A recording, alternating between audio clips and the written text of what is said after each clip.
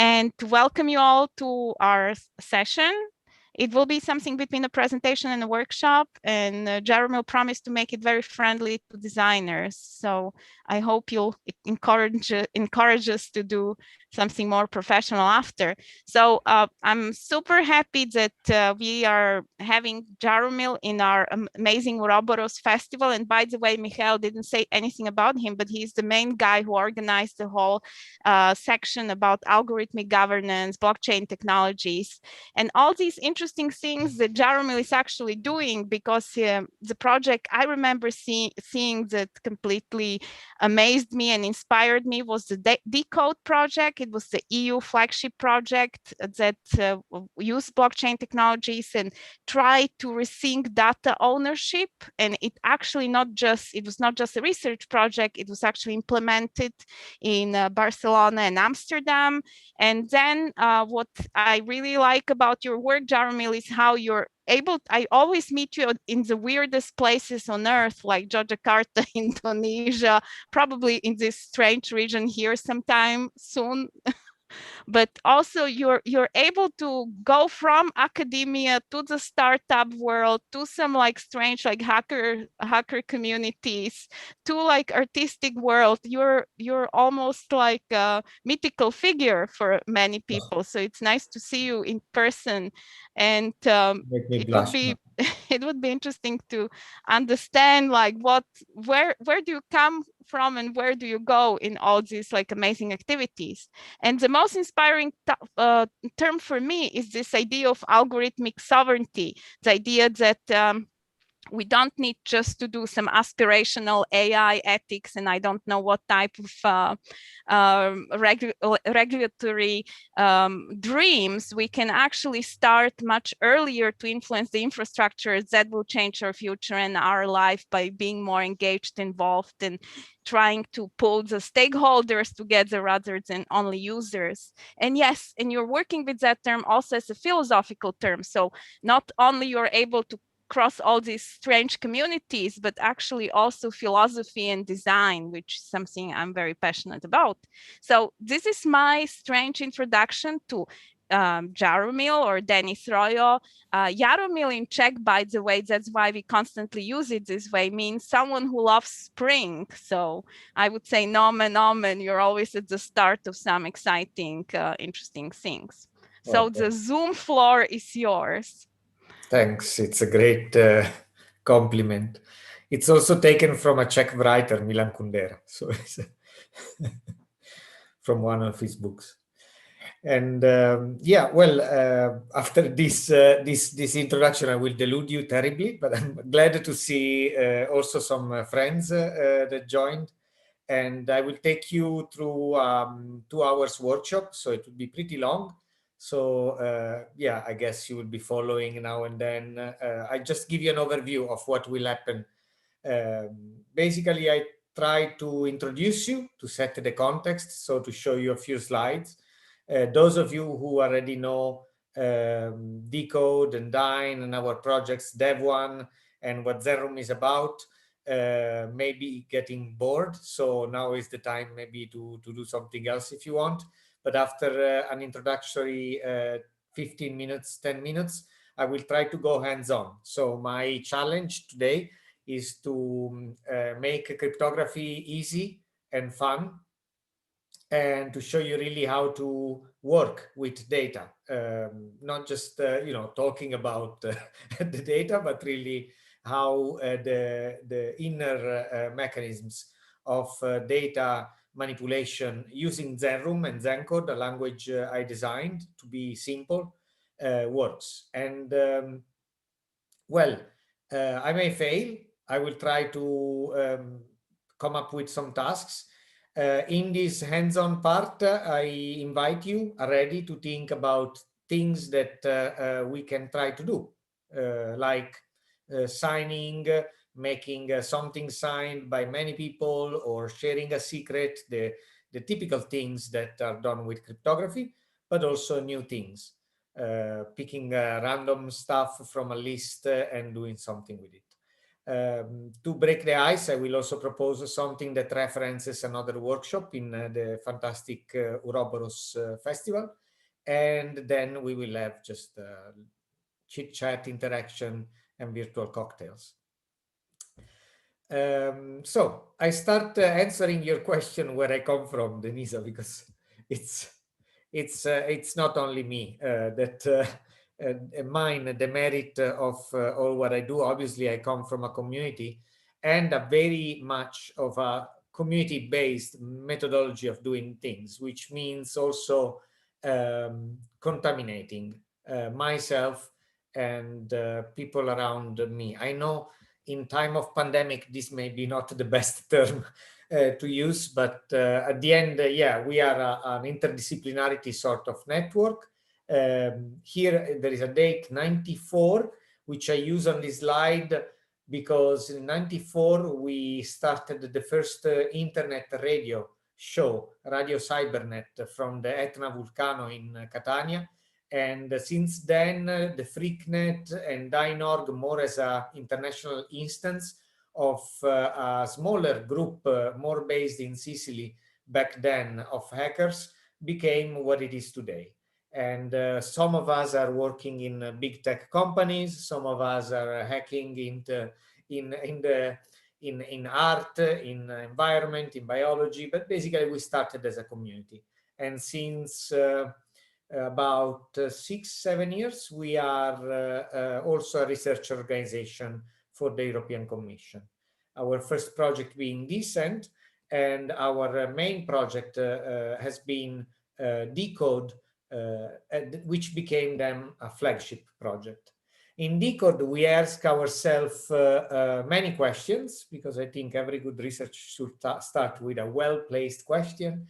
And one of them, the principal one, was about this hype of sharing economies. So in the sharing economy gig that was very high in the early 2010, what are we really sharing, our needs and desires? Because we were seeing that while this was a hype, multinational companies were basically lending into cities and making tons of money and data assets, private data assets, out of being faster and gambling with laws and basically putting desires in connection.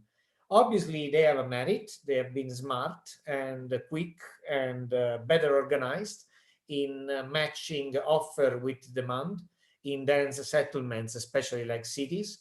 But we noticed that there were many social problems that arise. This was back in 2012 when, with Francesca Bria, my colleague, we started writing a little bit these concepts down and trying to understand what technological sovereignty would mean for an imaginary city at that point, which became then a very concrete pilot with Amsterdam and Barcelona, as you mentioned.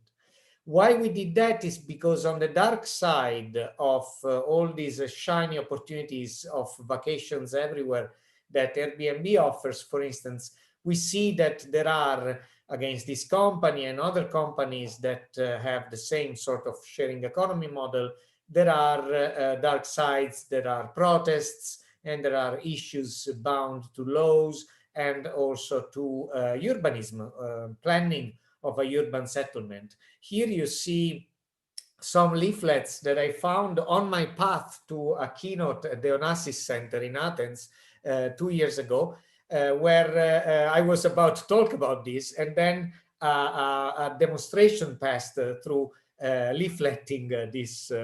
So I literally photographed them on the ground. So what we are managing to see is a phenomenon of financialization, which makes abstract, progressively more abstract, every aspect of production.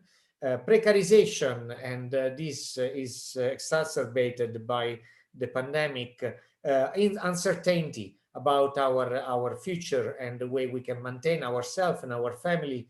Deterritorialization, in a sense of, let's say, a globalization that makes us lose touch really with the dynamics of where we lived, also lose track of the people we used to live close by, and transform many cities in what can be said Venice became today, a Luna Park for tourists. And ultimately, this objectivation, which I will leave it to your research, is a concept I quote from Michel Foucault, a philosopher that is very dear to me. What came out of this is first a political choice, and now I will get very concrete after this, a political claim in which we can reflect ourselves, a union of mayors all across the world, reclaiming the smart city, and the manifestos that came out of Decode united the mayor of Moscow with the mayor of New York in a dialogue hosted by our coordinator and principal investigator Francesca. But then also we tried to decline this into a technological approach and a design approach that I like to take you with me through today. So one thing that I asked in a previous talk, the only keynote I made in 2020 in December in Berlin in September, hosted by the amazing Disruption Lab, was this question, trying to stir up the discussion. And I just quote it and pose it to you too, quoting one answer, because I think is vital to understand why it's important that we go deeper and even beyond the claim of a political dimension to technology, and go deeper into the ethics and what we are planning to do with the technology that we use. So the question is simple, is are we looking towards a world in which we are perceived by machines, or into a world that we perceive, which we perceive the machines, we are able to perceive the machines? And this question is stupid, you may think. Fine, it's a simplification, but I'm trying here to stir up a discussion and try to find some underpinnings for it. One answer that I like particularly was about CAPTCHA, which is a possible way to look at it. The CAPTCHA scheme was theorized by one of the senior architects of Google today, Fonan, in his early research, based on the ESP game. So a game in which people could solve little problems that are part of a larger problem that they cannot see. And the ethical paradox there was that we may find our kids playing with a little game that is a logical game, but it's really about a neural network that will drive war nukes and missiles one day towards their target. So how do we work around the perception of what we are doing and how it is used, what we are doing, our subject in the algorithm, what does become afterwards? While it's hard for us to perceive what we do with a little game and what is done with our perception, with our capacity to recognize a car or a truck on a road, the very same mechanisms are used to make sure that we are not a machine, to be recognized by a machine, that we are not of the same kind, to be recognized by a bot, that we are not a bot visiting the machinic domain. This is very funny. Also, if we look at the way memory, our own memory, is now changing, I think there is something to be researched even further than this very superficial outlook that I'm offering you, is the way our memory is made and is recomposed and is reproposed to us through social networks. I believe that one of the biggest business models of these networks in the next future, now that they have accumulated at least quite 2 decades of data about us, will be to sell us back our memory, and in part photo services that help us to organize our memory are already doing that. You are aware, of course, how much can be done with the memory of someone, and the capacity to repropose us memories from our life. If well targeted, and this is also something that intelligence community know from some time, if well targeted, we can change the decisions of a person by presenting her or he with certain information at a certain time. Namely, we see episodes like Cambridge Analytica, which besides being a quite worldwide perpetrated crime, has been changing the very outcome of US elections, arguably by the investigations, by pushing biased news, for instance, on people, like who are you going to vote if this candidate is going to cut cancer research funds, which is not true, was not true in case of some ads quoting Hillary Clinton, and shown purposely to people that have had losses in their family with cancer. We can manipulate a lot by knowing the past of people and by fabricating news. I could go deeper into this paranoia, just quoting the possibility to synthesize images today. I think that most conspiracy theorists have to sharpen a little bit their intellect today, because if we think that they are going to put microchips and vaccines to track us when they try to fight a pandemic, when medics are trying to find a pandemic, then we should really think about what our phones are doing in our pockets. So um, what is the solution? I promised I will get very pragmatic now. I think that there can be some approaches to actually fight this sort of drift that I see in technology nowadays, mostly driven by profit-driven efforts of scaling and serving people without really a clear focus on the repercussions. And I want to go very minimal for it. So one example that I propose you is Dev1, a distribution that today is in the top 30 worldwide GNU Linux distributions. It targeted already 30 ARM devices, later on like about 50 ARM devices, and is a fork of Debian. It forked as a community fork because of minimalism. And here I want to explain two aspects that can be taken as design aspects when doing tech. One is community and one is minimalism. First, Dev1 was successful because it brought together a very diverse community. Here you see the first and only Dev1 conference that we held in Amsterdam, completely self-funded. People came from Australia, US, Germany, from all over. Really the places where we had the people using it. A pleasant diversity was gathered, not only in terms of gender, but also age, which I think is very important. And it connected a range of system administrators, people working with tech, that really believe that we should have less complexity when we use a system rather than more, that we should have with more simplicity, also a better amount of security in our systems. So we believe that simple is not only beautiful, to quote Schumacher, but also more secure.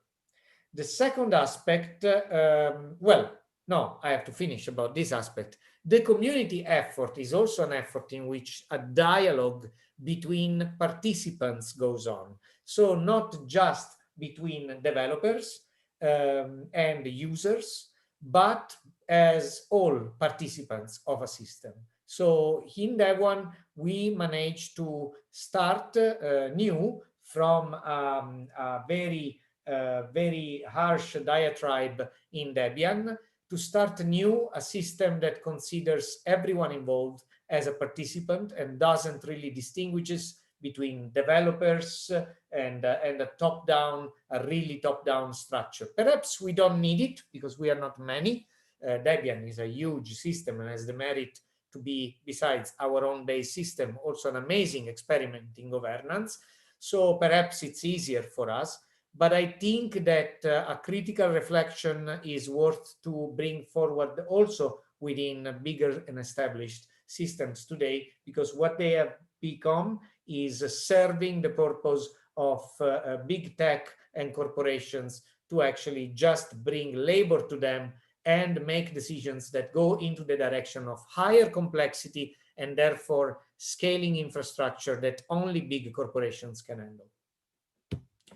Another aspect that I quote is minimalism.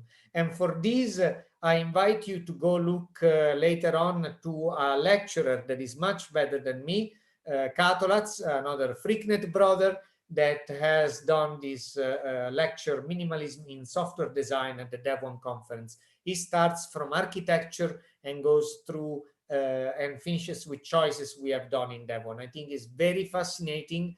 Katolats in particular has the merit of having guided and facilitated the release of our second 2.0 release. Now we are at the 4.0, and he did it by giving, I think, a sign, by marking a way to do things in Devon that stays with the distribution even after his contribution, and that is awesome.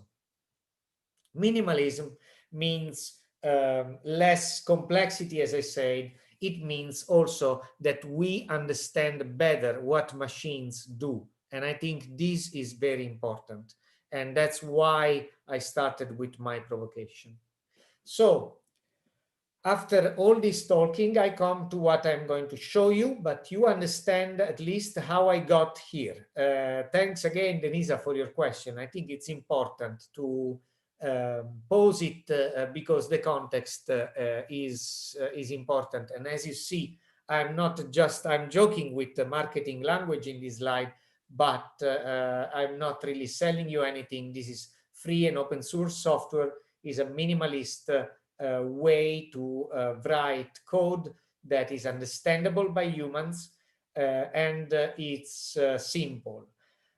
To design this system, I've been heavily inspired by the language theoretical security, a discussion around the security that blossomed already less than 10 years ago, and has the merit of bringing the attention to the security and to the cybersecurity community, the fact that often we are processing code without even validating, and we are processing data without even validating it.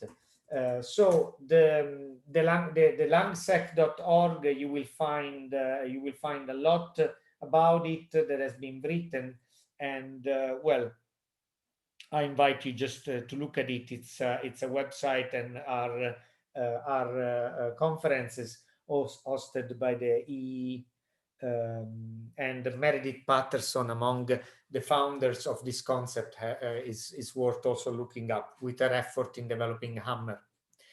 Zenroom I developed in C because it's very portable. I used Milagro, thanks to the suggestion of our colleagues in Decode, and it's a fantastic IoT crypto library. I released as AGPL because it helps the freedom of this software, but also it defends me from the abuse that corporations can have on this software. We are open to actually adapt it to particular need and commercial adaptations. But if you want to use it without having anything to do with Azerdine, you can use it as is. And it has underneath the Lua interpreter, which some of you may have heard. If not, it's interesting to know. It has been used in World of Warcraft, of all systems. And why I like to quote it, it's because when you have tech and you want to see if it's really mature, you have to look at its uptake, not forced, but also like adopted. Clearly, the Blizzard developing company adopted Lua in World of Warcraft because it was a very good academic project for a solid direct syntax parser that can be embedded in C. And it was battle tested through the years by millions of adolescent and puberts that tried to break the system of World of Warcraft to make more gold and buy bigger swords. So when you have such incentives on a planetary scale, then I think looking at the tech that is underneath is very interesting. Same reason why I believe that right now the most interesting and solid blockchain, besides all the new experiments, still stays as Bitcoin. It's heavily used and it has been creating a huge incentive to hack it. Here I show you how it looks, and then we will go to put our hands on. Actually, the language matured a bit, became more intuitive. This was one of the first formulations of it, imagining that Alice and Bob have to communicate some encrypted secret together. And what you see in the colored boxes is actual executed code. So this is code. There is a machine reading this and executing what is written in it. It's not particularly translated into any language. There is an abstract syntax tree done inside the Zenroom, but it is really executed as is. There is not a lot of machinery behind. You consider that Zenroom, the application, is 1.5 megabytes big. And it operates these transformations in 2 megabytes of RAM. It's not all it can do. To conclude, in Amsterdam, we use this for interesting pilots. One of them that you see here is a zero knowledge proof credential system based on Coconut, a paper written by our colleagues in Decode that has interested Facebook so much to acquire four of them. Using this system, we developed a free and open source password scanner together with the team at the Amsterdam Stadsel at the city. And we started emitting zero knowledge proof credentials that people can use to buy beers at the pub without showing their ID or name, just their photo and a QR code which proves they have the credential for the city. So how does this work? Someone, an authority, an issuer, checks you before, checks your passport that matches with you and your photo, then emits a zero knowledge proof credential that you can use to generate proofs that are always different. So every time you will show this cryptographic material, it will be always changing. So only if the authority gives you this signature, you can emit it. But once you have it, then every time you emit the proof, you are not traceable anymore. People cannot link one emission, one access to the other, but they can be sure that you have the credential, and it's very hard to break. We did this project with the city of Amsterdam. Decode became a flagship, but for some reason is not used today. I believe most of the cities in Europe still pay millions to proprietary software companies that are using military technology and actually not so well peer-reviewed systems to do authentication. Hopefully this is not the case for our city Amsterdam, but yeah, I must say that the uptake, there is still a lot of work to do, and that's one of the reasons why I engage with a design talk, because I think that not only as technologists, but also designers, policymakers need to understand the importance of this effort. So I continue with one more thing, and then I open up the floor to interventions and questions. Okay. I want to show you what I just said in terms of code. You can go on this website. I invite you to click on it, accept the license, which is the free and open source license, and perhaps set aside my colleague Andrea, who is ready to answer all your questions, and choose from the examples. You can already check this. One simple example here. If you scroll down, zero knowledge proof flow, participant creates an anonymized proof. This is literally how it looks like, and this has been executed. Please note that Zenroom is so portable that it runs in your browser. So this is not connecting to any server to compute. But when you open this website, it executes a WASM, WebAssembly, inside your browser. So it's completely private. You don't connect to a server, and there is no service provider. There is not a central database for many operations and architectures that we manage to build with this thing. So here you see the code. Alice obviously has already received the credential. You can see it previously in the examples. She's given her keys. She has an issuer public key, which is the public key of the credential, the Mad Hatter. It could be the city of Amsterdam. Given I have my credentials, which is like what has been released by the issuer, the public key and the credential, then I aggregate all the issuer public keys. Why this? Because the issuers may be more. Maybe we have two cities together. Maybe we have an institution together with a city. Then I create the credential proof and I print the credential proof. So this is the cryptographic material that we see inside. And this is the result. Now, if I do play again, you will see that this result changes constantly. There is no constant material inside. So this gives you an idea of the fact that this is not traceable, because we cannot recognize and link the material that we are emitting. The only thing we can eventually recognize is the issuer public key. So if I print and print the issuer public key, then you see that here below it stays the same, because we want it to be known that this credential is signed by the city of Amsterdam, and that's the only thing that we want to be known.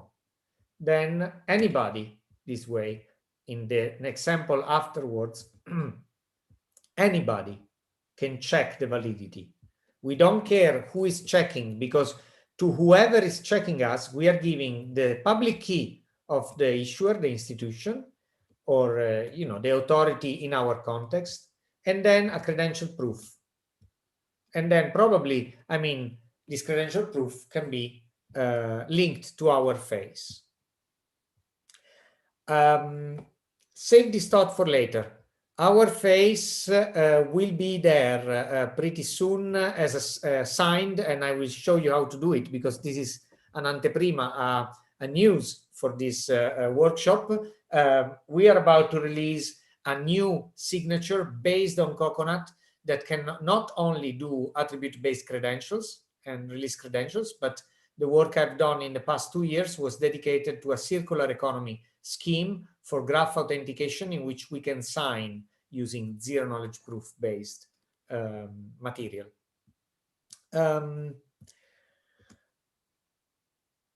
I'm open for questions, interventions, yes, and interaction. I think I took 20. I would like to have a question. Can you hear me? Yes, Stephen. Yes, please go ahead. Well, can you explain something about revocation? Because I think the biggest problem in having the verifiable credentials being used is the lack of revocation capabilities currently. How can I understand the revocation capabilities of what you showed a couple minutes ago? Great question. Thank you. If you don't mind, I take more questions and I try to organize them in a flow. Yeah. I will definitely answer yours because it speaks to this new signature scheme that we have done. Okay. Any other question? Maybe I'll just make a short comment for people like me in the, because maybe, you know, some people don't understand why is it important that every time I will check in somewhere, I will check as a new identity basically, but it will be me, that it's some form of an identity I can kind of lose, so it's not trackable and all this. Maybe you will be able to explain it better. Why is this so essential for privacy actually? So, and none other systems, to my knowledge, are capable of doing this. And I guess my question will be, what do you think is the reason why the cities or any communities are not actually adopting this type of solutions? I'm not just talking about you, but in general, these more privacy sensitive solutions. Is it because they don't understand it? Or, I mean, what is your, how, how to enable more governments or city councils or organizations to understand the value of this type of solution? Or where should we start to show like a good community that can work on this?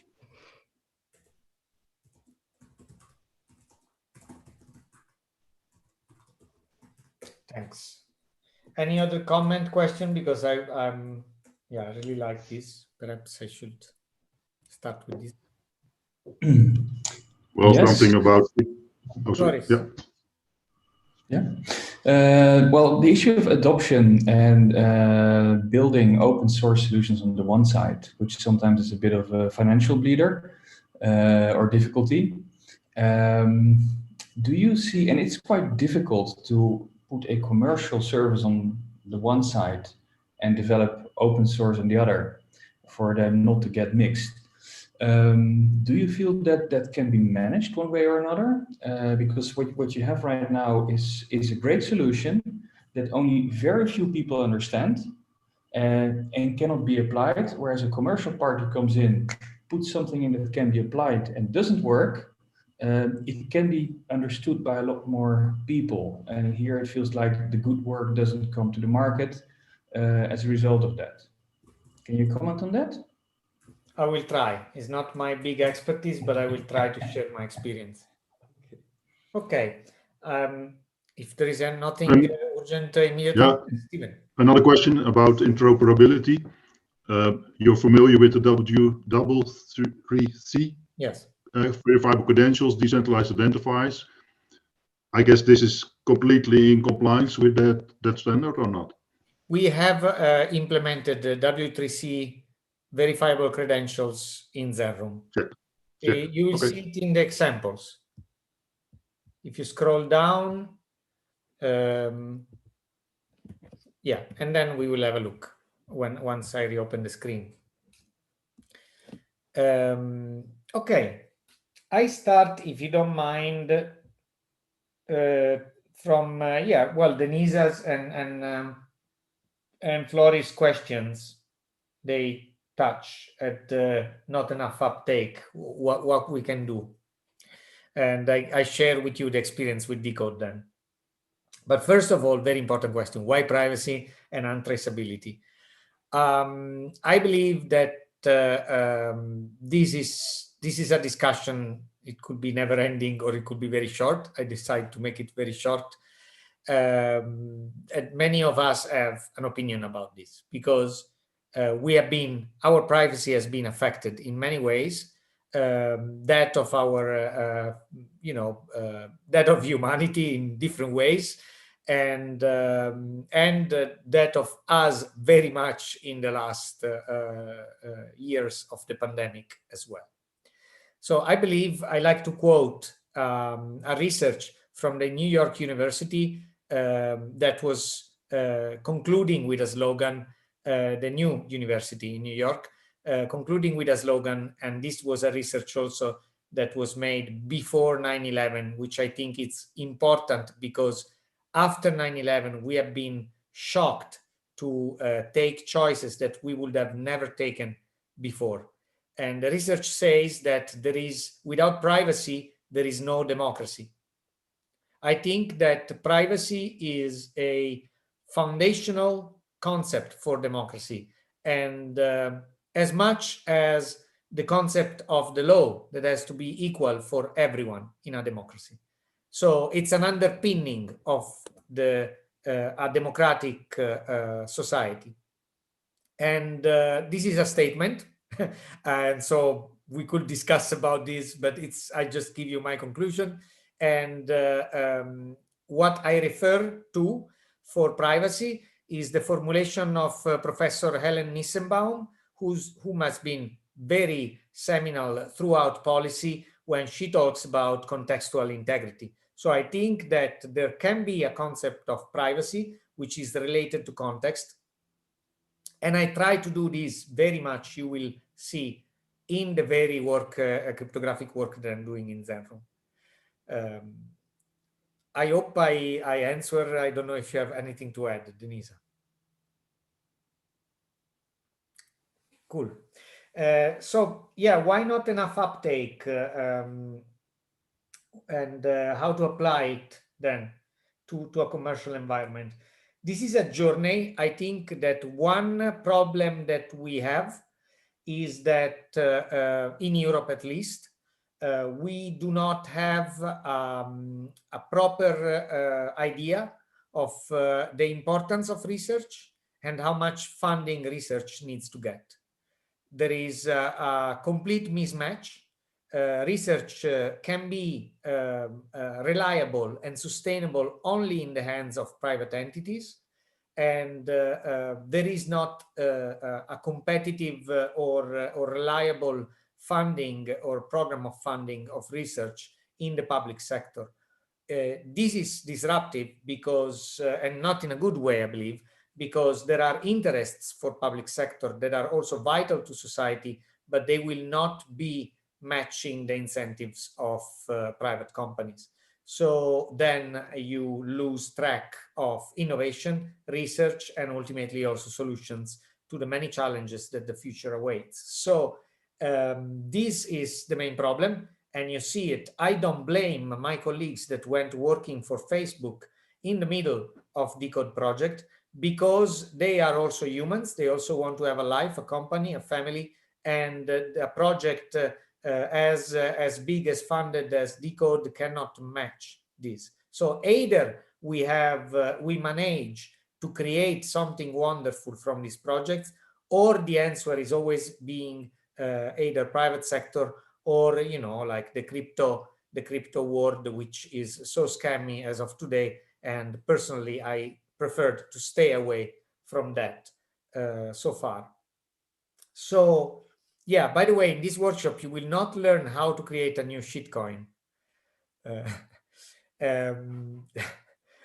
Good, no one disconnected. Oh, too bad.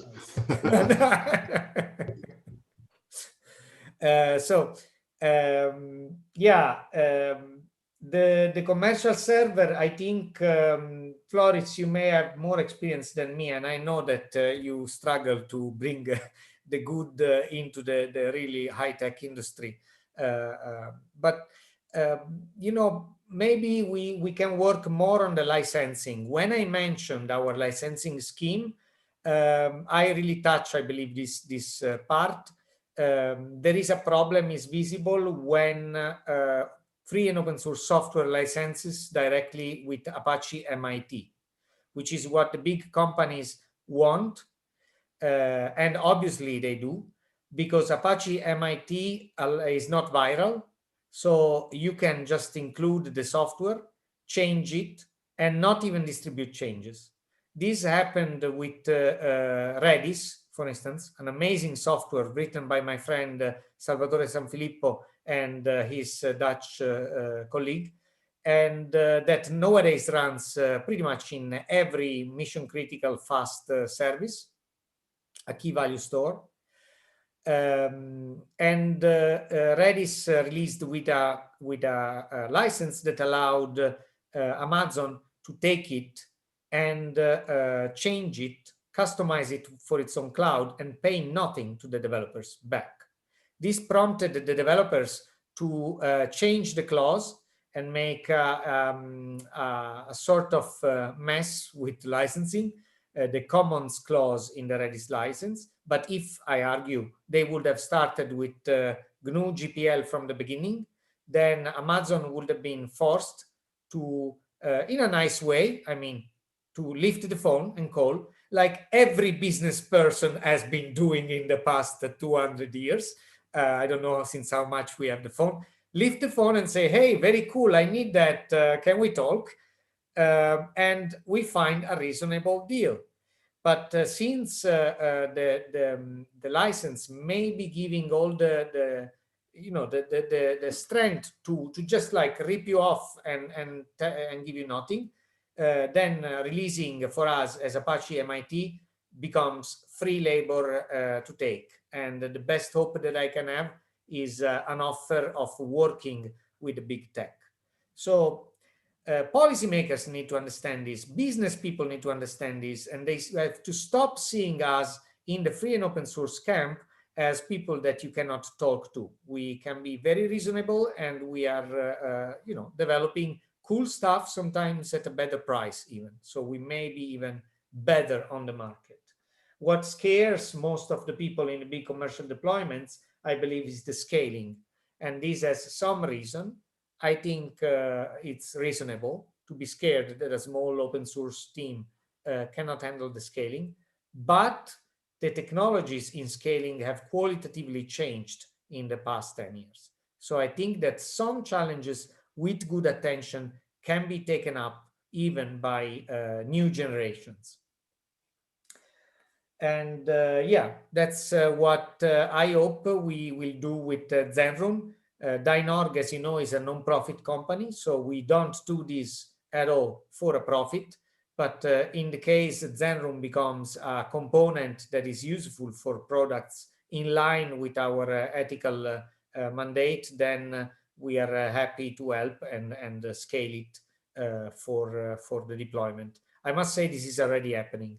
We have companies very happy of working with Zenroom right now because it's solving some problems and helping them to focus on their work. If there are no more questions, I would like to show you, and if I answer all of them or reply to all comments, then... Well, just another one, Jaromil. Maybe I didn't look it up properly yet, but can I run a local host AP room and try to build my own example in that? You can run Zenroom alone on localhost, and I show you one thing that you will like, I believe. It's a beta, but where is the screen sharing? Oh, here. It's completely white here. My screen? No, you can see me, no? Yeah. While I talk. Now I will share the screen again. Now it's okay. Yes. Yeah.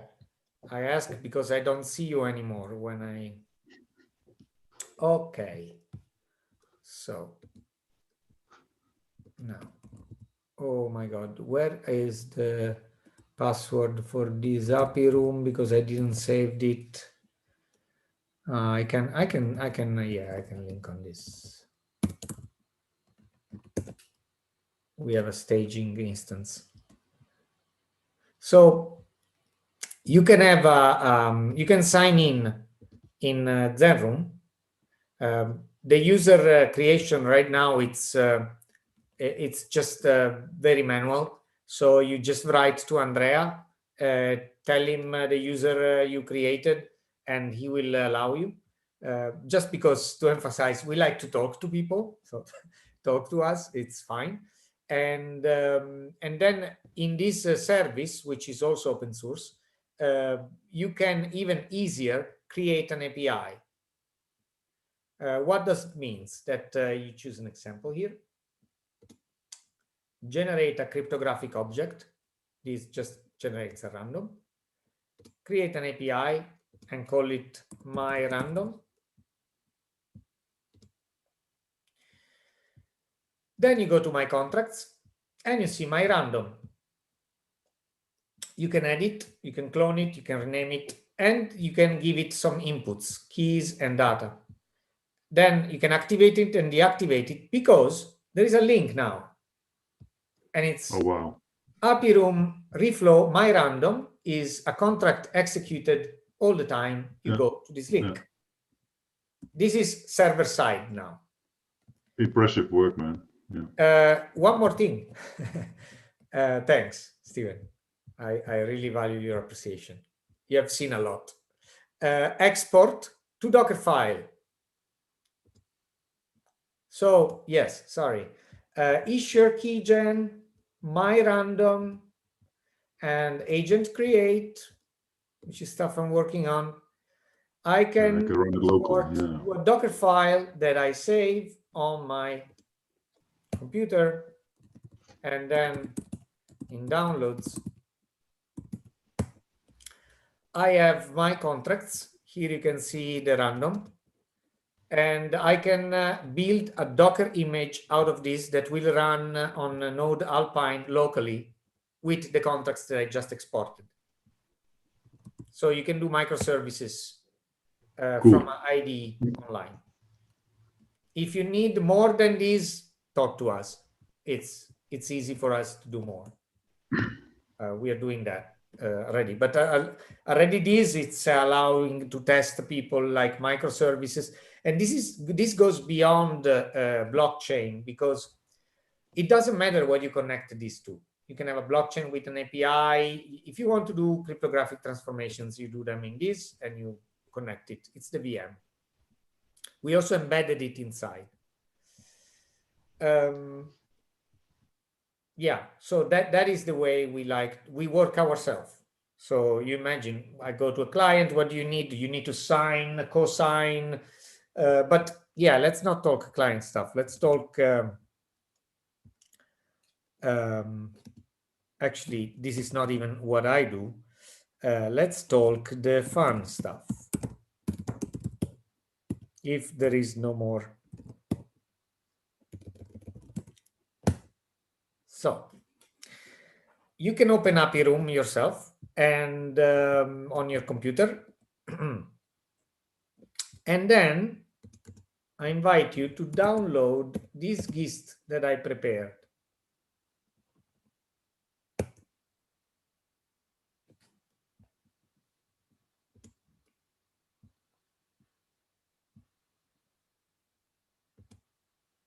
Okay. So this is the surprise.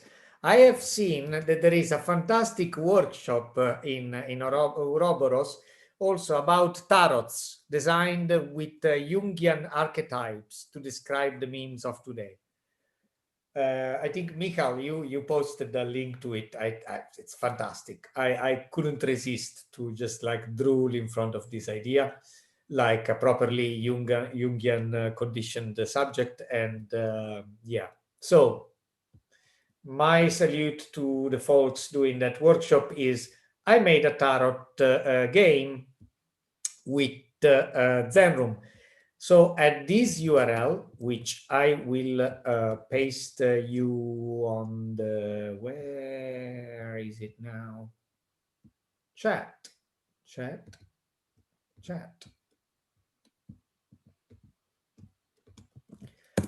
You can download JSON structure containing all the major and minor tarot card names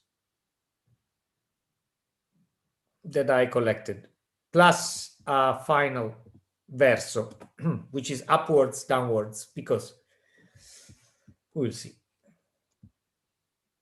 All right, then, yeah, that's how it looks like. Then we will. Then I invite you to start writing this Zen code to understand how data manipulation works, even beyond encryption. This Zen code inside API Room, your currently open API Room. You can also download Zenroom, by the way. So for those of you who like and are happy to use a shell script of any kind or terminal, on the Zenroom page, you scroll down and you see downloads for Linux. Well, mobile is an embedded library. Python, Golang embedded, but Linux, Windows, and Mac, command line.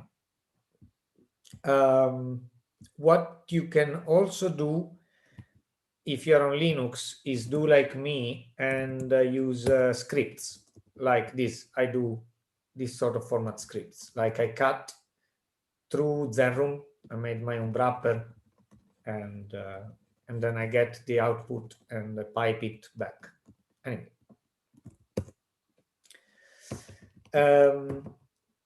In Happy Room, you can start putting this sort of script. So given I have a string array named tarots, making sure that you copy these tarots into the key. So I will show you this. I copy the tarots here. They get immediately formatted. And then I start writing code. Given I have a string array, that's how it's done in Zen code, name it tarots. Okay. Then, oops, this completion, I need to get used to it. Then we just want to see what happened. Oh, let's say we want to see what happened. So we play this. Yes, we got all the tarots.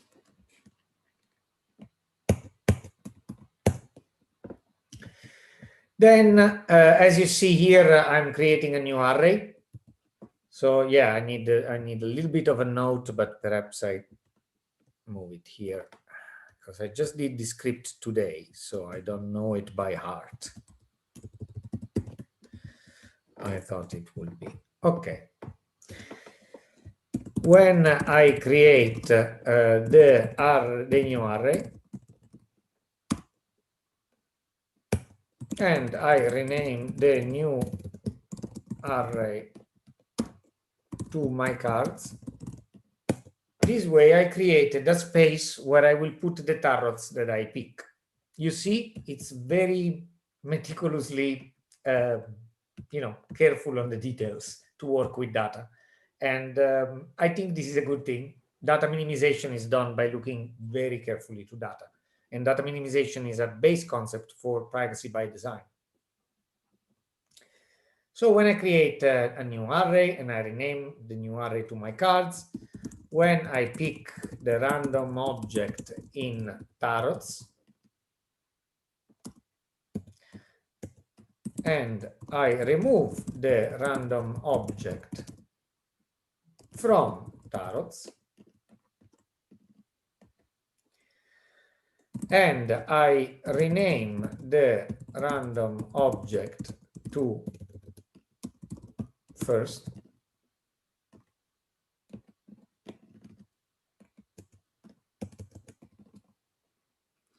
and I insert first in my cards. Oops, my cards, I call them my cards. Then let's say print my cards. Inside Zenroom has only binary data representation. And in this case, the new array my cards has been created. The default then it's base 64 because it's a more secure encoding. So we need to say as a string. Details. Here we have in 39 milliseconds a tarot card picked using cryptographic random, like a PRNG. So random from my machine, which is pretty good, I believe, and on top cryptographic transformation to make the random more reliable. So I think that here we are seeing the the biggest entropy that has ever been seen in picking tarots. But I say this just to be proven wrong. But I don't know in history who used cryptographic random to pick tarots. It's fun. So this is not all, but I like to explain you first before completing. I like to explain you what this does. How does it works this? If you have an input as JSON, you have to import it inside, and this import is done in the phase given, because everything that enters needs to be declared. So I declare, and I have a string array, because these are string arrays. There are a few types named verso, which you saw. It's also the end of this.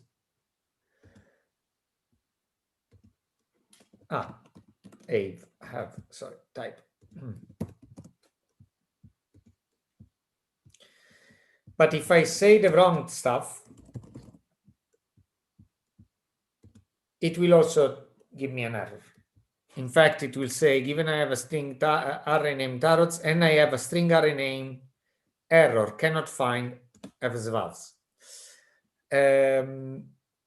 So it's very verbose on the errors, and it fails on every assumption we make before continuing, which makes it very much a non-Turing complete language, which I consider as a feature as well. In the language security discourse, we consider it a feature. And it works a little bit like Prolog, if you like. So it must be true. Everything I say, it must be feasible. Or I say true, it's a terrible term, so feasible. In this case, okay, let's keep taking verso, and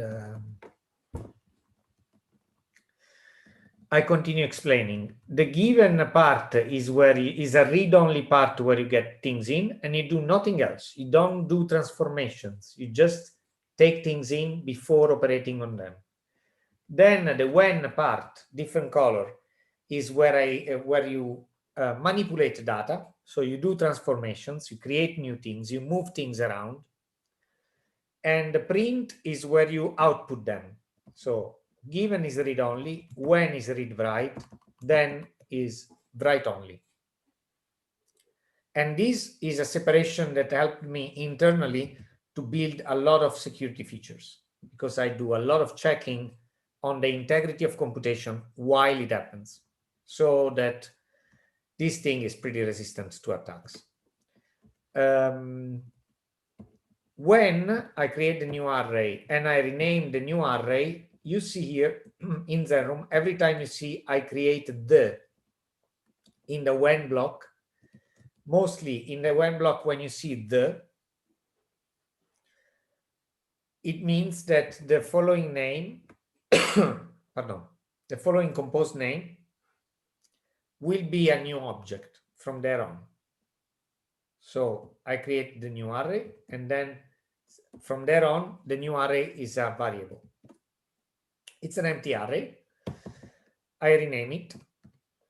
Then I pick the random object in tarots. It does what it says. From this, it picks a random.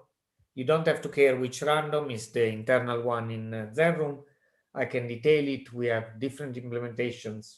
Working on a Fortuna by Bruce Nair. Right now, there is a SHA-256 based PRNG, but you don't have to care.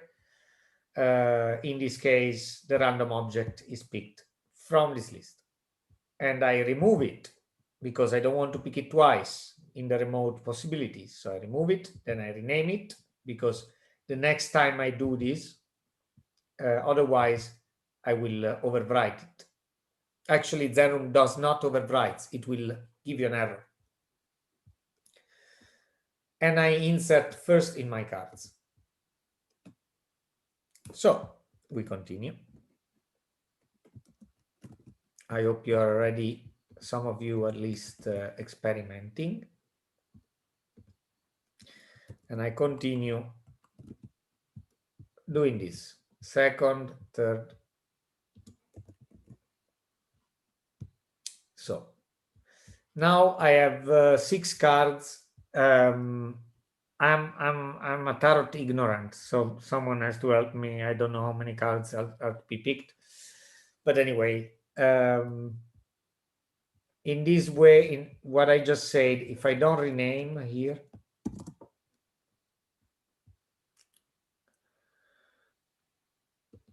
I will get an error. And the error is invalid insertion object not found. It will, you know, we have to be very orderly with data in this way. So I have to rename everything to random object, make sure it removes. I repeat this for 6 times. Then I print my cards.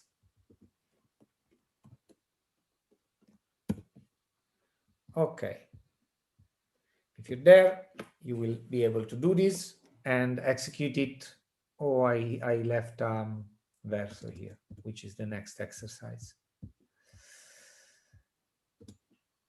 Oh, I mean, undo.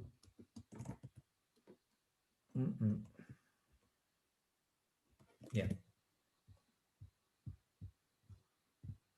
Okay. So this is what you have seen me doing, and yeah, I hope you tried it too. Every time I run this, now in 70 milliseconds and 318 kilobytes of RAM on your own computer, so no one knows what you're picking. Our server doesn't know it because it has no relation to this computation. You will pick 6 different tarot cards. Feel free to make your tarot choice. One thing and analysis, one thing that you need to know, and I have asked expert friends, always ask expert friends when you are in doubt, is if this is a valid tarot picking. It is not until you also have a direction. Therefore, I added this part to each script. I pick the random object in verso. Verso can be upwards or downwards, so it's a random between 2. And I append it to the selection. So in this case, we have a pick of the tarots. What we have achieved here is not to make ourselves tarots, because we should be using the hand and using a table, but we made the machine do tarots, which I think it's an interesting twist to the discussion of the roles of the machine and the human.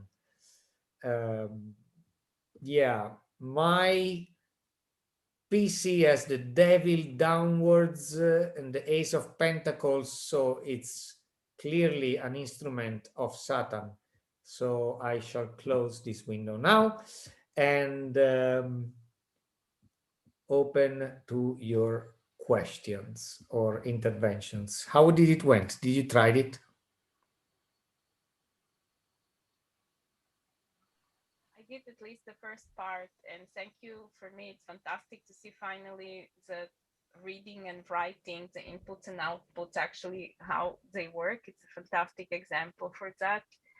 The part which was interesting for me was that it gave you not the name of the tarot cards, but it gave you like a piece of like some random numbers. What was it? I didn't catch that part, and that was like interesting because that's on the different level. So it seems like all entities you enter there, strings or everything, they're also they're like, where are they? How they're encrypted, or what happened to them? Unmute.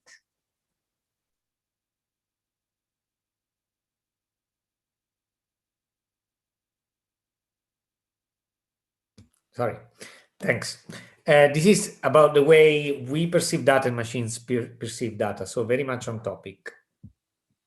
I will share once more the screen to explain.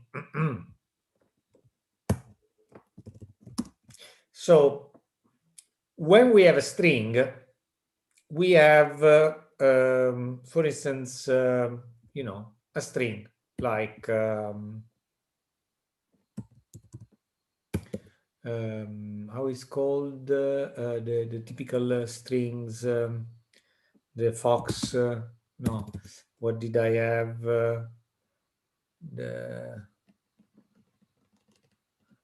I used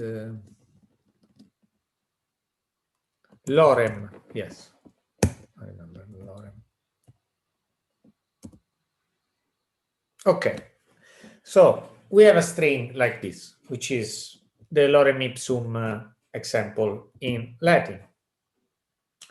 When we have such a string, we have a sequence of ASCII characters. It could be also UTF-8 now, don't mind. In your own alphabet, you have a string of letters. This is only a subset of the combinations of data that a computer can perceive. I say perceive, computer perceive, yes. Because there can be many more combinations of bits. In case of ASCII, each of these letters is 8 bits, but there can be many more combinations of bits that do not make sense to us. They do not represent a letter, but are data for the computer. So this is a subset. And when we want to parse this subset as data,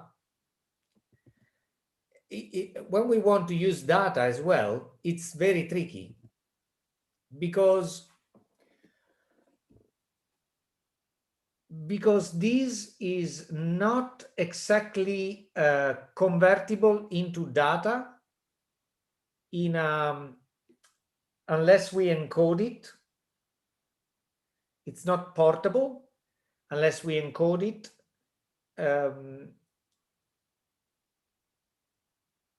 Is not portable because it's not deterministic the way we port it from data to letters. Perhaps there is a better way to explain this, what I'm doing, but I'm trying. So now I print this, and now I will encode this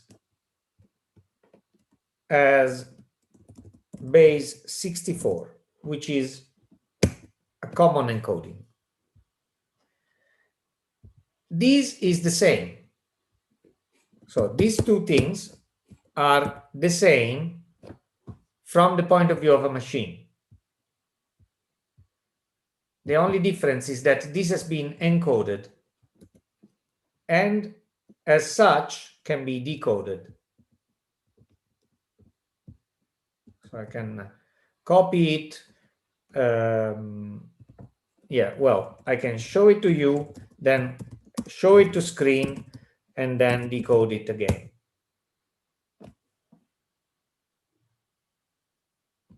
Did I do that? Yeah. Ah, I need to T on, yeah.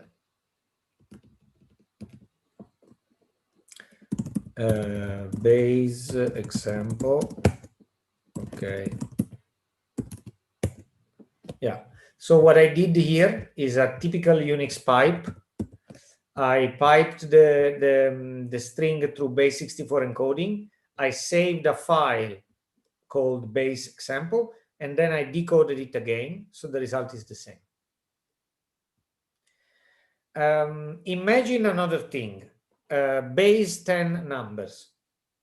Base 10 numbers are like these, you know, numbers, normal numbers like this, what we are used to look at.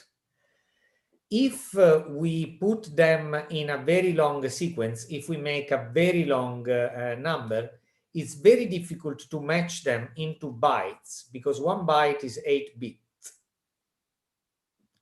And so parsing this number, it becomes very difficult from the point of view of a machine to fit it also in a buffer of bytes. So what do we use is we transfer it into hexadecimal. This is easily done also with Zenroom in Lua mode.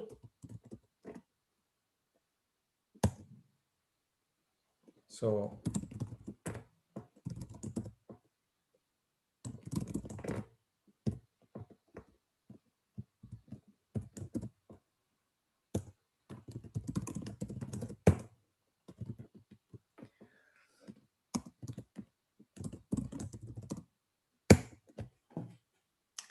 from the point of view of a machine, this number up here is more portable and better than this. It can grow and be ported as an hexadecimal as a base 16, and you have been hearing about this. It's completely even, and so the machine knows where it finishes a byte and it starts the other one. So it's possible to do much more things with it than with this, which is what's easy for us. We have very different perception of data from machines. That's where I want to get to. And Zenroom solves this by means of this given and then thing. Because when I do something new, secret sharing,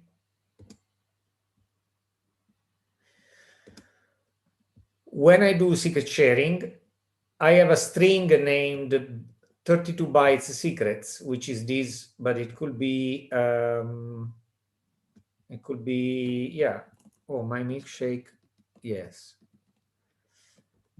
And then when I create the secret shares, so here I create the secret shares, but this string, which is readable to us somehow, is it's transformed inside as binary, as data, as binary data, and we don't need to take care of it, of this conversion anymore.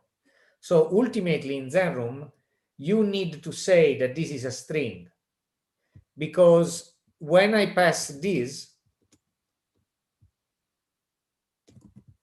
which is a base 64, if I pass this, I can pass this recursively. I need to say that this is a base 64.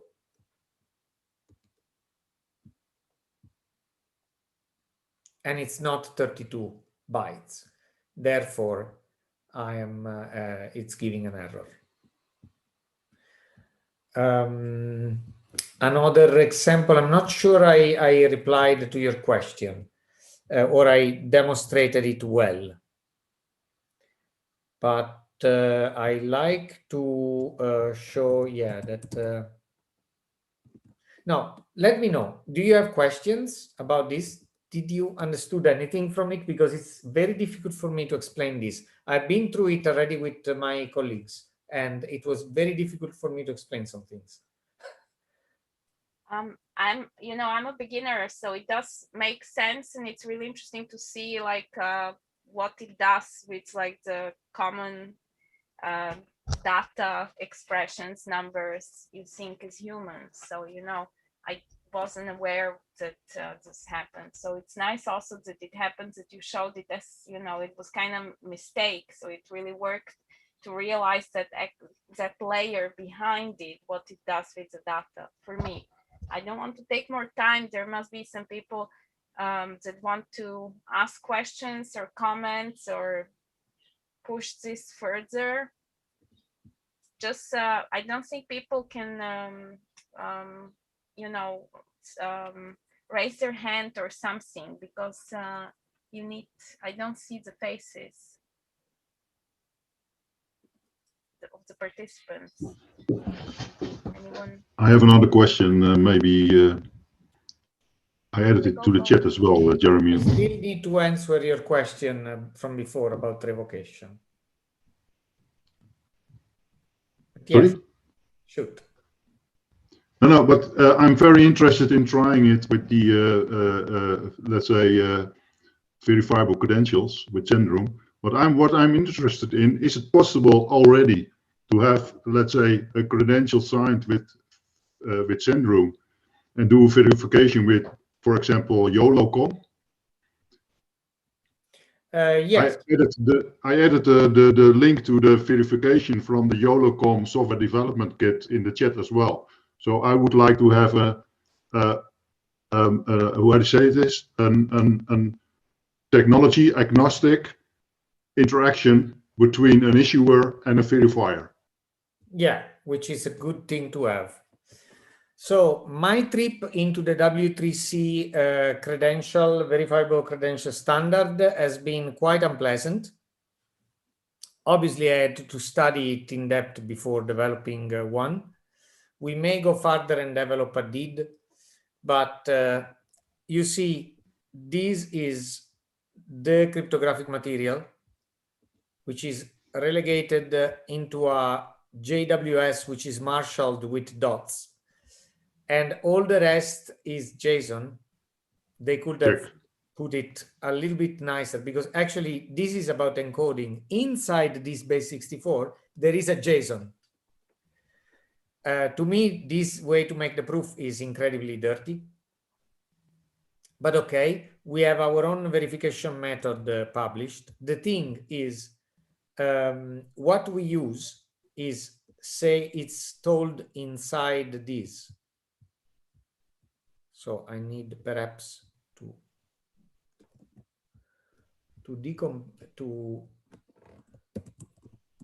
quickly, I haven't prepared this, but I believe it will not be painful. Octet from URL64 print. Yes, and as a string, I have to tell it. Oh no, that's then.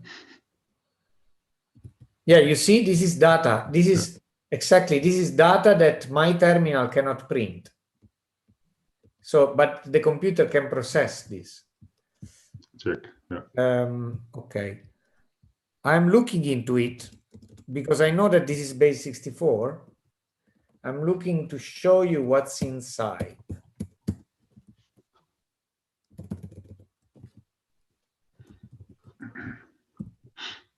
Yes, look at this. I found it. This is the header. Inside this header, if I decode it, it's written algorithm ES256, B64 true, create B64. The question is, does YOLOCom supports this, which is the SecP256K curve, also used by Bitcoin. Yeah. And because when you have a standard, is because there are many standards. W3C supported various curves and buried the support into this section. So it's not yet apparent. Yeah?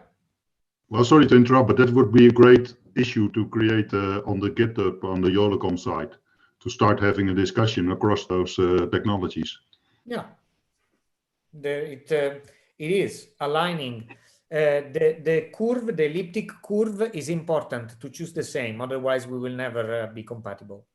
And the SecP256 being used by Bitcoin is usually, I mean, the W3C has chosen it as the main curve together with the Edwards 25519 used by SSH.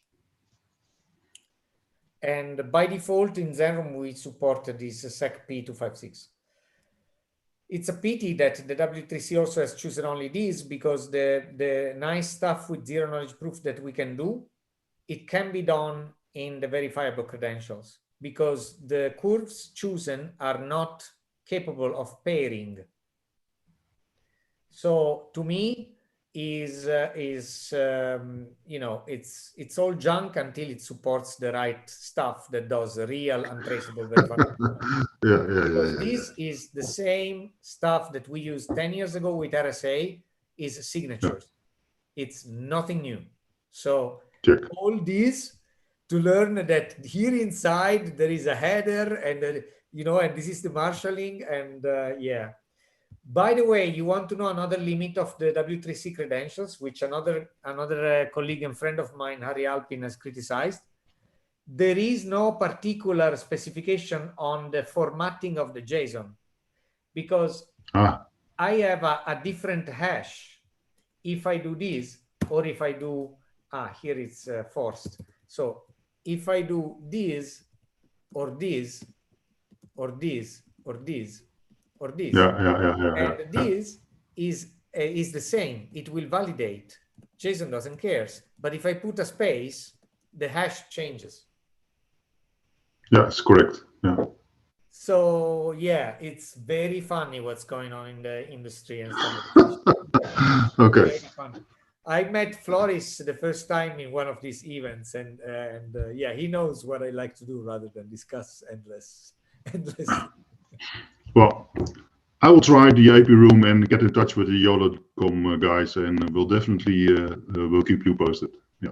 Yeah, I'm interested also in working in a real progression from this, and make verifiable credentials that are disposable. That's why I link to the good work also that Lorna Holden is doing in the Netherlands on disposable ID. And here you have the CryptoFlow. Reflow is, I'm about to release it as a signature scheme, is a signature scheme based also on disposable credentials. What you have seen, in this signature, for instance, what you see here is a proof like the one I show at the beginning, and it's constantly changing. The identity is not changing.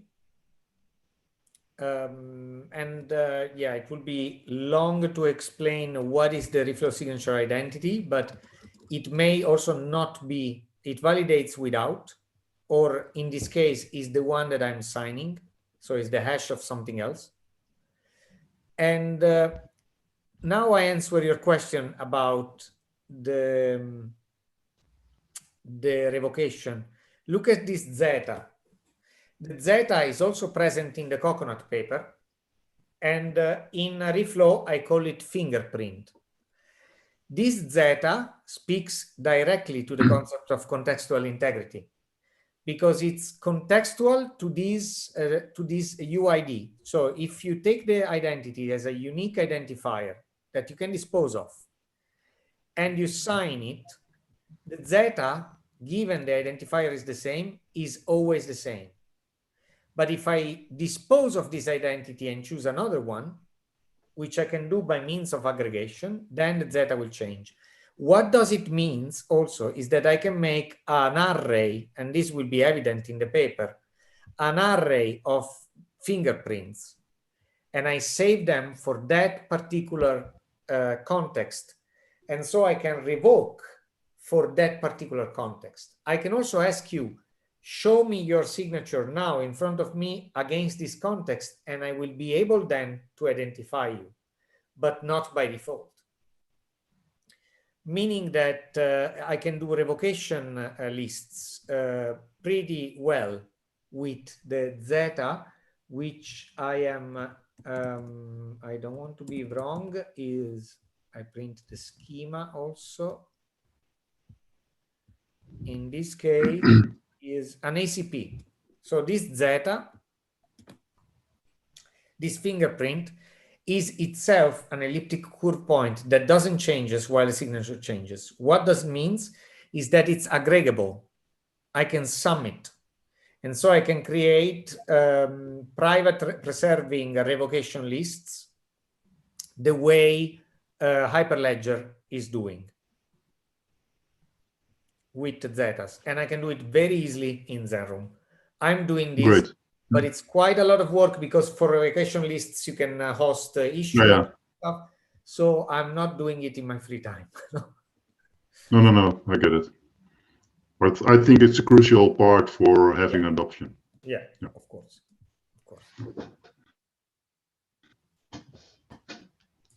I hope I answer all the questions, but there is time.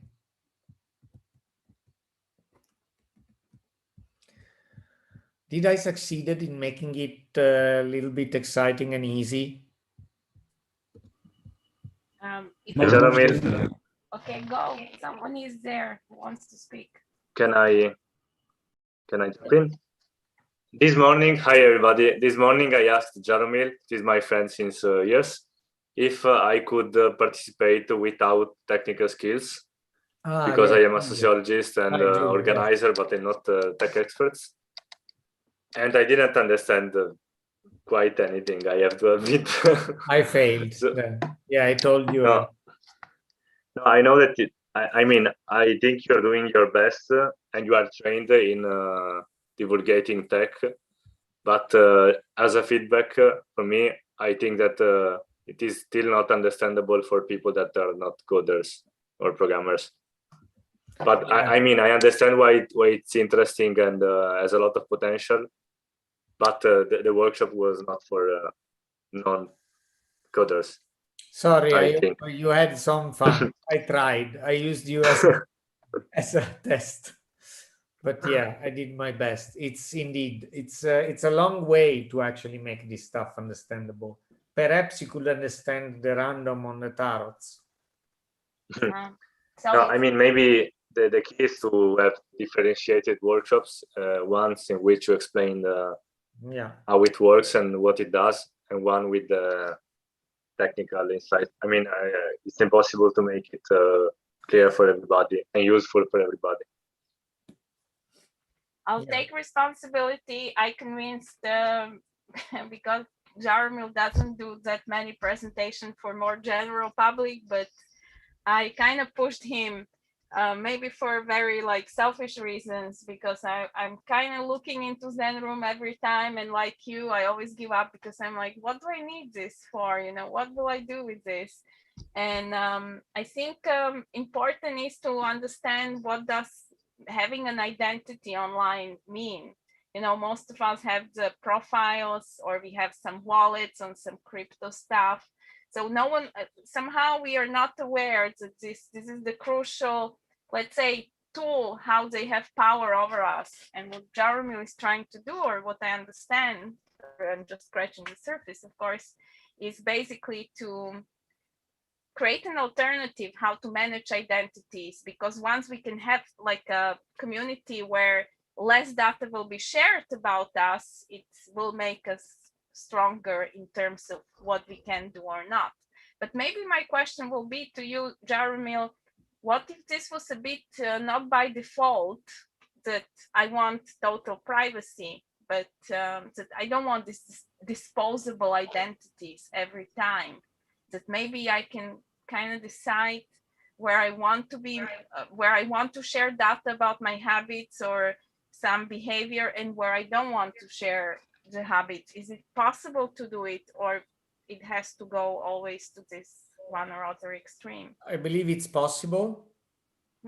I believe it's not profitable for the new oil extraction industry, which is data extraction, but I believe it's possible.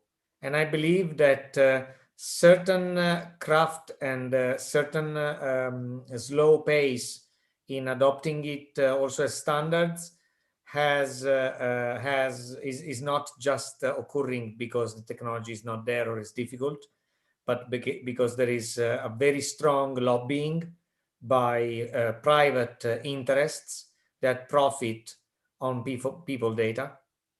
Instead, I believe it's possible to have privacy by design and also have a degree of observability and traceability whenever is needed for the right purposes and with the consent of participants or institutions taking care of the context.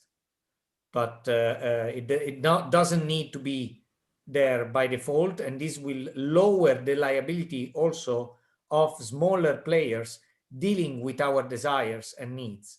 Because if I am a small and medium enterprise and I have less liabilities not dealing with private data, I will be able to develop my business in place of a big corporation that has, taken over the market in a very small oligopoly and siloed all the data. So this is crucial for business, is crucial for society. It's possible, and I wonder why is not. I have once read that there is more espionage, undercover lobbying in Brussels in the last 10 years than in Lebanon in the past 30 years. So yeah, perhaps is that, perhaps we need to give more space to civil society researchers and unbiased research rather than private interest. I would like to add that I really like this, and I could see some capabilities come to market that I'm looking for. And I've seen it work today. So for me, it's really, really great. So thanks for organizing. I have some idea on how to make this more market accessible and work together, and also interfacing in a way that it becomes more user friendly. Sometimes you have something that is, anyone can do. Right now, you explain in detail how it works, and that is required, and you've shown that you could do that. But in the interface, it needs to be icon-based, extremely easy, where you can add and drop and stuff. And I think the moment we can get there and build that at, say, cloud level, you really probably can. But we have to have solutions that go to the end client. This is too much not going to the end client for it to get adoption. And there was a private party in between that screws up. So I think we need to control the supply of where does the research start and where does it hit the client. The moment that can be complete, and then that could also, if we can separate that from the commercials with the non-profit open source side, we have more chances of success. But really happy what I saw today, and I will get into afterwards to share some stuff great. with you. No, it would be good. Thanks a lot. And also, you have to get to know my colleagues that joined me in the last year. It's really good, and they speak also like they really understand what you are saying. While myself, I just stayed into the domain of numbers for the past 2 years. Cool. Thanks, Floris.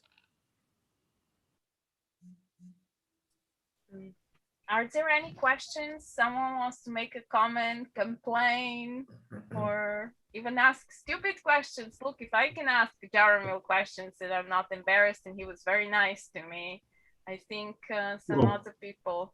I have one question, because I'm not familiar with the context of this, let's say, the ecosystem within which this workshop has been organized, because I'm part of a Telegram group with the disposable identities. And I saw the Jaromil, you did a message there, I think yesterday or the day before, and I saw that one, and I had the opportunity this afternoon, so that's why I'm here. But I'm not on Twitter, I'm not on LinkedIn, and not on Facebook, and etc.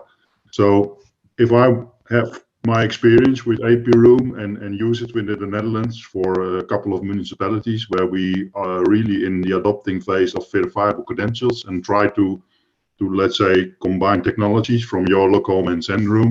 And if I want to give feedback, what's the route to get in touch with the ecosystem where this workshop is now organized, other than give Jaromil a call or something like that? So what is the, and I have problems reading the signs around your head in the circle. So what is it I'm looking at? Just Uroboros is the second year. It's like an art design festival. It's called Designing for Troubling Times. Maybe Michael can tell more because they're behind it. I'm a bit of an observer. And also the program of the next days. It's pretty cool, Stephen. So, but it's an interesting actually clash that happens here, because what we did in some of the previous sessions, there are all these people excited now about the non-fungible tokens, NFTs. You know, like for me, it's like fascinating to see that we want to give identity to things, to objects, to pictures, to pixels, yeah? That we are on one side, we are going to extremes to give like a very strong authenticity, identity to a pixel. And you know, like on this side, I see what Zenroom and Jaromil or you with these disposable identities are doing. You're kind of trying to completely obliterate the concept of identity. So I'm just thinking, you know, what is your reaction to these NFTs and all this like strong call for authentic pixels and everything into these hashes that will make everything. Okay, I will have a better look at your program then. Yeah.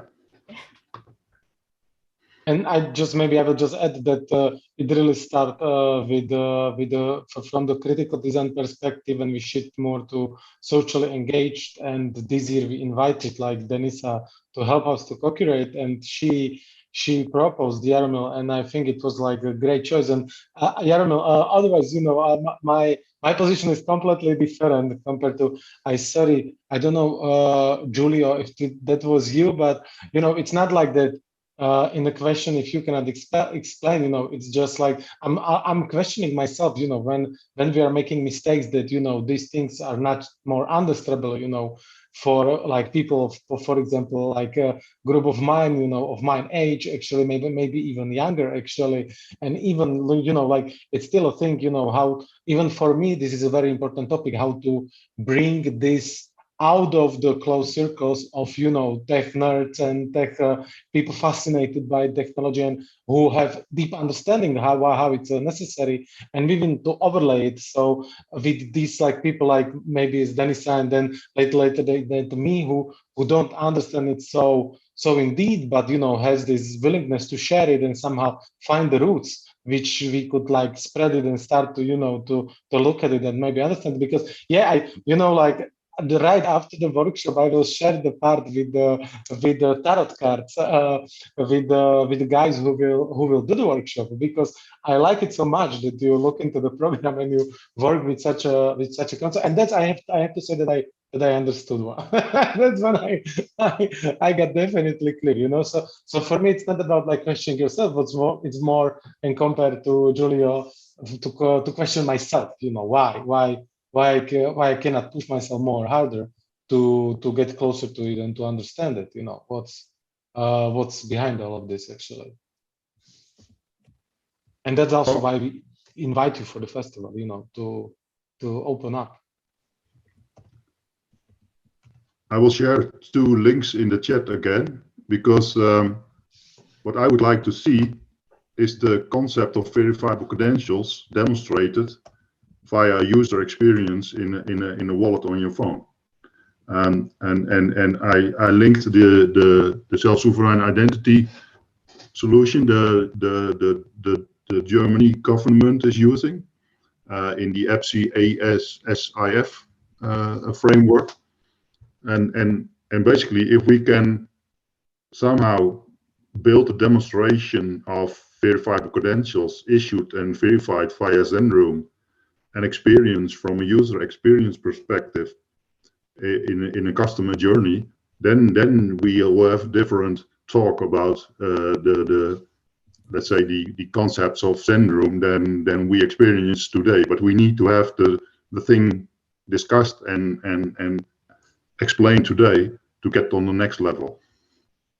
But I'm more than enthusiastic, and I will definitely bring Zenroom on the table in all of, let's say, my day-to-day work. Yeah, great. It's totally true. But what you say, also Flores mentions, there is, and you know, it's resonating interdisciplinarity as a methodology, as an inclusion, and as looking definitely necessary. You know, both for business and for art. and for science. And I think what I show you today, it can be a toy to learn data manipulation. It can be a very powerful cryptographic thing for secret communication. It can be what you do with it. It's a component. It's not a product. It depends what you do with it. And this is also our responsibility. In a way, I design something, and from there on, I drop the responsibility. I like to bring, as a slogan we had with Francesca, crypto to the people. So crypto to be easy to implement, cryptography, and for this privacy and the power that lies beyond this, because otherwise only technocrats can have this sort of access to this power. And then also to be conscious for all of us that the products that we build with it are the real thing, not just the component. The fun with this approach is being that it's easy to involve different people. Because you see with Zenroom, the way we work is you have this script, it's text, you put it, it's a library, you put it in your mobile application, and the text, the Zen code becomes the firmware. So you can check the firmware somehow, you load it, and then the cryptographer can work behind the scene to make the cryptography behind that sentence. And yeah, for that we use, I developed a sort of Lua language. I modified a bit Lua to look like Mathematica, which is, like markup languages that are used by cryptographers in mathematics, which is handy then, because it's like CSS for cryptography. You separate the work of the developer, the HTML, the CSS, and then you can streamline it together without them editing the same file.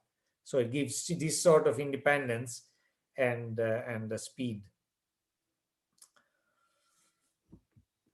So really, it is a component. I'm very interested in what you come up with it. I hope all of us are a bit provoked, and we will try to think how to implement or use it for something, or at least like spread the word or ask the right questions. For me, seriously, like this data manipulation, I've never seen it. Maybe it's so close how it happens that it was important, and I'll definitely try to play. I do have a last question, and is there anyone who has something that is important before we kind of end?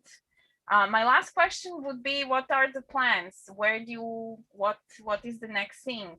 Will you work more on Zenroom, or as I see you, you can, tomorrow can be something completely different.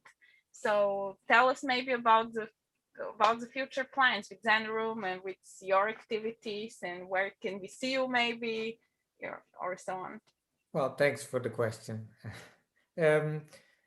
Well, one thing is I would like to see Dyn growing and not depending much from me, which I'm succeeding. I have a fantastic group of colleagues right now that work with me also on Zenroom. You will see a lot of things based on Zenroom that are being worked by colleagues, and yeah, to them go a lot of credits.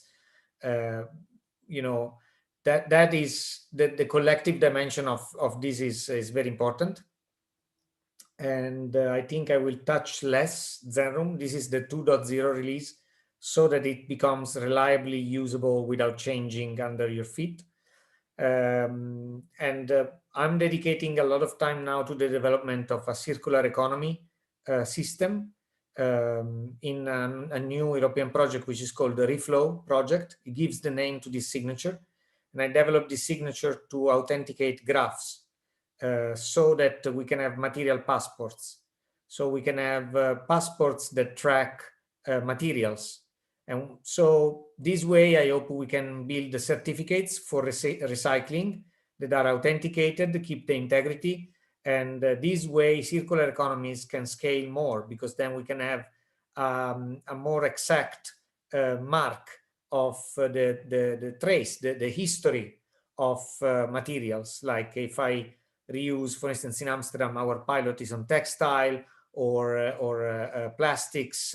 In Vejle in Denmark, we have 6 cities in which we are piloting the monitoring of flows of materials. And yeah, I think it's amazing to be able to develop in this time, because cryptography has done a lot of advances. We can combine a lot of things, and it's very interesting to apply it not just for this token craze or money, but there are many uses that can benefit society. So one thing I would really like to go, and I'm already going with the publication of this reflow, is in certified credentials for materials, for machines, because they will help us recycle more and track. A material passport is